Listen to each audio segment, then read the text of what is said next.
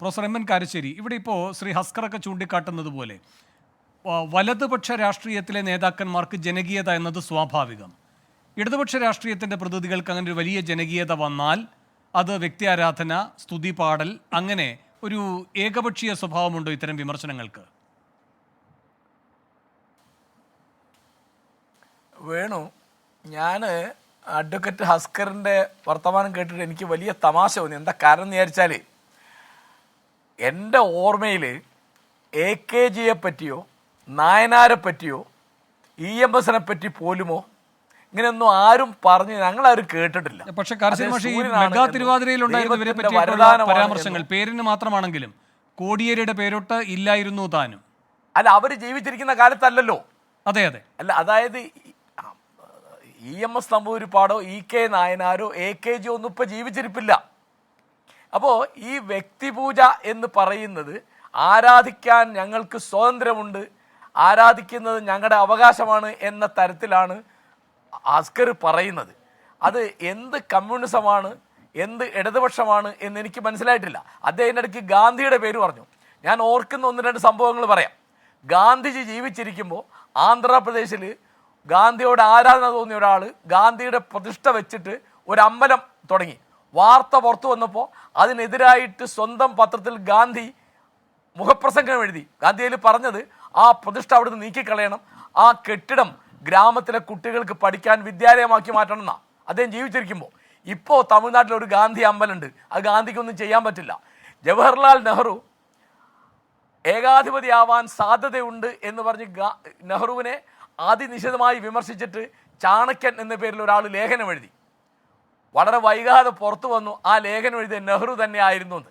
ഇതൊക്കെയാണ് നമ്മൾ ചരിത്രത്തിൽ വായിച്ച കാര്യങ്ങൾ.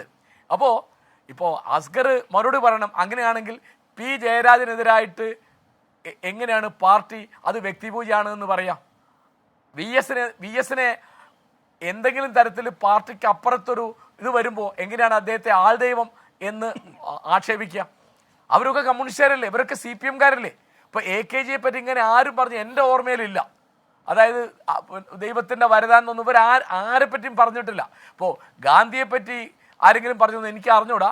ഗാന്ധിയെപ്പറ്റിയുള്ള പറഞ്ഞിരിക്കാം, ഇപ്പോൾ അവതാരമാണ് എന്നോ ദൈവമാണ് എന്നൊക്കെ പറഞ്ഞിരിക്കാം. അപ്പോൾ ജോസഫ് സി മാത്യു പറഞ്ഞ മാതിരി ഇതിപ്പോൾ ദൈവമായിക്കൊണ്ടിരിക്കുകയാണെന്നാണ് നമുക്ക് മനസ്സിലാക്കേണ്ടത്. അപ്പോൾ ഹസ്കറിൻ്റെ പ്രതികരണം അതിനെ ശരിക്കും തെളിപ്പിക്കുന്ന ഒന്നാണ്. കാരണം അത് ഒരു അവകാശമാണ്. അത് ഇടതുപക്ഷത്തോടുള്ള വിരോധം കൊണ്ട് ഇപ്പം ഞങ്ങൾക്കൊക്കെ അല്ലെങ്കിൽ ഇത്തരം പറയുന്ന ആളുകൾക്കൊക്കെ അസൂയാണെന്നാണ് അദ്ദേഹം പറയുന്നത്. എനിക്ക് മനസ്സിലായിട്ടില്ല. ഒരു CPM-ൻ്റെ സമുന്നതനായ ഒരു നേതാവ് ഇവിടെ ജയിച്ച് മുഖ്യമന്ത്രിയായി നമുക്കെന്തായാലും അസൂയായിരിക്കാനുള്ളത്. അദ്ദേഹം മര്യാദയ്ക്ക് ഭരിച്ചാൽ നല്ല കാര്യം നമുക്കത് കിട്ടും. അത് ചീത്തയാണെങ്കിൽ അതിൻ്റെ ബുദ്ധിമുട്ട് നമുക്കും ഉണ്ടാവും. അപ്പോൾ നമുക്ക് അതിനെ വിമർശിക്കേണ്ടി വരും. ഒരു മുഖ്യമന്ത്രിയെ പറ്റി നല്ലത് പറയാനാണ് സാമാന്യമായിട്ട്. ഇപ്പോൾ എൻ്റെ കാര്യം ഞാൻ തീർത്ത് പറയാം, എനിക്ക് സന്തോഷം നല്ലത് പറയാനാണ്. ചീത്ത പറയേണ്ടി വരുന്നല്ലോ എന്നുള്ളൊരു കാര്യമാണ്. ഇപ്പോൾ നരേന്ദ്രമോദിക്ക് ഒരു അമ്പലമുണ്ട്, അവിടെ അദ്ദേഹത്തിൻ്റെ പ്രതിഷ്ഠയുണ്ട്, അദ്ദേഹത്തിന് ഒരു എതിരുണ്ടായില്ല. ഞാൻ അസ്കറോട് ഒരു ചെറിയ സംശയം ചോദിക്കട്ടെ. നമ്മുടെ ബഹുമാനപ്പെട്ട മുഖ്യമന്ത്രി ശ്രീ പിണറായി വിജയൻ സംസാരിക്കുമ്പോൾ അദ്ദേഹത്തോട് വ്യക്തിപരമായി ആരാധന തോന്നിയിട്ട് ഭീമൻ രഘു എന്ന് പറയുന്ന സിനിമാ നടൻ എഴുന്നേറ്റ് നിൽക്കുന്നു. എത്ര നേരം നിൽക്കുന്നു? മുഖ്യമന്ത്രി പ്രസംഗിച്ച് തീരുന്നവരെ നിൽക്കുന്നു. ഏതെങ്കിലും ദയവുള്ള മനുഷ്യപ്പറ്റുള്ള ഒരു മനുഷ്യനാണെങ്കിൽ ഇരിക്കൂ എന്ന് പറയും. ഇരിക്കും എന്ന് പറഞ്ഞാൽ അവിടെ ഇരിക്കാം. അപ്പോൾ ഗാന്ധി ഒരിക്കൽ ചോദിച്ച മാതിരി വേറെ ഒരാളുടെ കാല് വേദനയാകുന്നതിലൂടെ നിങ്ങൾക്ക് എന്ത് ആദരവാണ് കിട്ടുക എന്ന് നമുക്കൊരിക്കലും മനസ്സിലാവില്ല. അപ്പോൾ ഇരിക്കാൻ പറഞ്ഞാൽ ഇരിക്കും. എന്നിട്ട് എൻ്റെ സുഹൃത്ത് രഞ്ജിത്ത് അതിനെ ന്യായീകരിക്കുകയാണ്. എന്താ അത് പറഞ്ഞാൽ ഭീമൻ രഘു ആളായിപ്പോവും, അത് പറയാതിരിക്കാനുള്ള ബുദ്ധിവിശേഷം സാമർഥ്യം പിണറായിക്കുണ്ട്. ആർക്കും കണ്ടാ അറിയാം. മുഖ്യമന്ത്രി അതേ എണീറ്റിരിക്കുന്ന മുഖ്യമന്ത്രി കാണുമല്ലോ, ഇരിക്കൂ എന്ന് പറഞ്ഞാൽ മതി. അതൊരു മര്യാദയല്ലേ? നമ്മളെ കണ്ട ഒരാൾ എണീക്കുമ്പോൾ എണീറ്റ് കഴിഞ്ഞാൽ ഇരിക്കൂ എന്ന് പറയും, ആരും പറയണം. ഇതാ നേരം മുഴുവൻ ഈ മനുഷ്യൻ നിൽക്കുകയാണ്. അതേ ഒരു പരിഹാസ കഥാപാത്രമായി. ഇപ്പോൾ ഫേസ്ബുക്കിലും വാട്സപ്പിലും യൂട്യൂബിലൊക്കെ പ്രധാനപ്പെട്ട ഒരു പരിഹാസ കഥാപാത്രം എന്ന് പറയുന്നത് നിർഭാഗ്യവശാൽ ഈ നടനാണ്. അദ്ദേഹത്തെ പരിഹസിക്കാൻ വേണ്ടിയില്ല ഞാൻ പറയുന്നത്.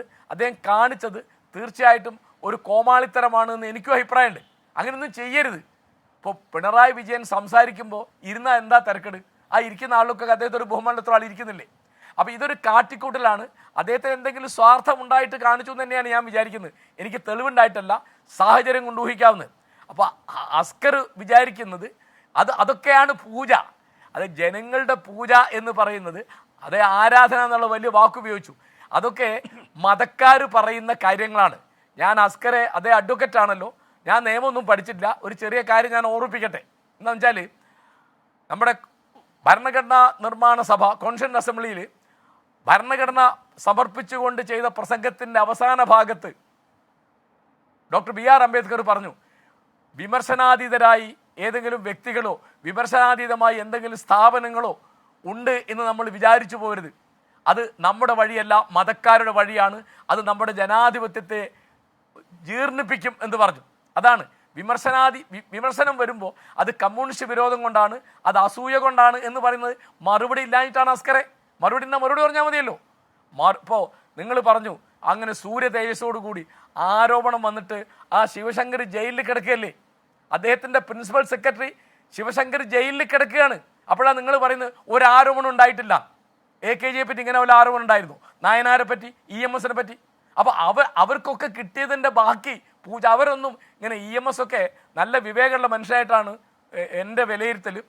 അപ്പോൾ ഇങ്ങനെയൊക്കെ കാണിച്ചാൽ എനിക്കൊരു അനുഭവം ഉണ്ട്. ഒരിക്കൽ ഞാൻ അദ്ദേഹത്തെ വെച്ചിട്ടൊരു വീഡിയോ, ഒരു ഡോക്യുമെൻ്റ് എടുക്കാൻ പോയി. മൊയ്തു മൗലവിയുടെ ഡോക്യുമെൻറ്റിൽ അദ്ദേഹം 2 മിനിറ്റ് സംസാരിക്കാമെന്ന് പറഞ്ഞു. അപ്പോൾ അദ്ദേഹം ചെരുപ്പിടാൻ വിഷമിക്കുന്നുണ്ടപ്പോൾ ഞാൻ ചോദിച്ചു, ഞാൻ ഇടിച്ചു തരട്ടെ? അദ്ദേഹം വേണ്ടാന്ന് പറഞ്ഞു.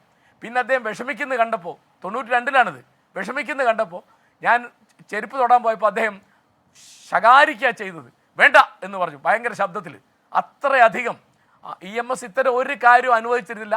AKG അങ്ങനെ അനുവദിച്ചായിട്ട് നമ്മളാരും കണ്ടിട്ടില്ല. അതുകൊണ്ട് ദയവായിട്ട് ഈ മഹാത്മാഗാന്ധിയെയും EMSനെയും ഒക്കെ ഈ കൂട്ടത്തിൽ അസ്കർ കൊണ്ടുവരരുത്. അവരോട് കുറച്ചുകൂടി ദയ അദ്ദേഹം കാണിക്കണം ഞാൻ പറഞ്ഞു.